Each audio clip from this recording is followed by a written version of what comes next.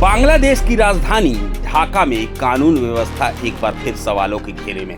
दिन दहाड़े राजधानी के सबसे व्यस्त इलाके पाल्टन में निर्दलीय उम्मीदवार और इनकलाबी मंच के प्रवक्ता शरीफ उस्मान हादी को गोली मार दी गई।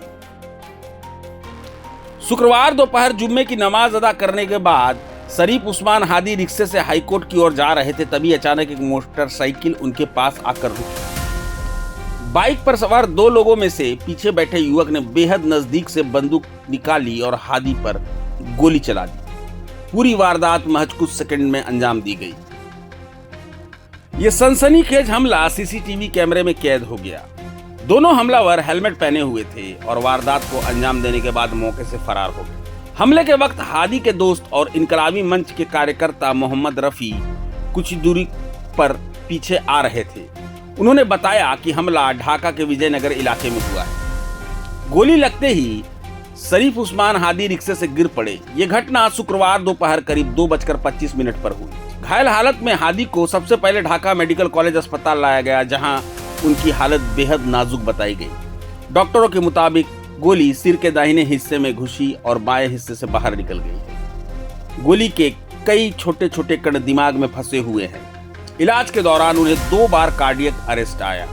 हालात बिगड़ने पर हादी को एवर केयर अस्पताल शिफ्ट किया गया, जहां वे इस वक्त वेंटिलेटर पर हैं। डॉक्टरों का कहना है कि दिमाग में गंभीर सूजन और अंदरूनी दबाव बना हुआ है।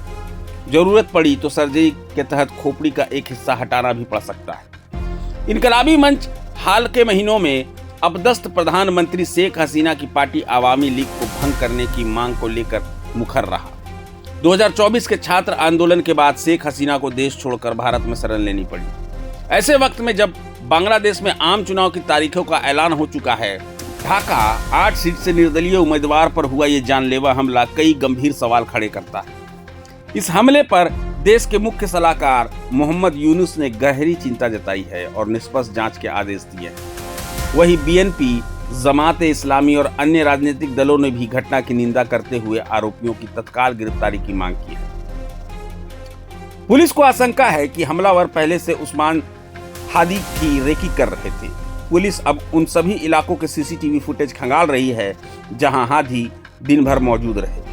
अधिकारियों का कहना है कि चलते रिक्शे में बैठे व्यक्ति पर बाइक से गोली चलाना आसान नहीं होता। ऐसे वारदात में पेशेवर शूटर शामिल होने की आशंका है। ढाका की सड़कों पर हुई ये गोलीबारी सिर्फ एक व्यक्ति पर हमला नहीं, बल्कि बांग्लादेश की चुनावी प्रक्रिया और सुरक्षा व्यवस्था पर सीधा सवाल है।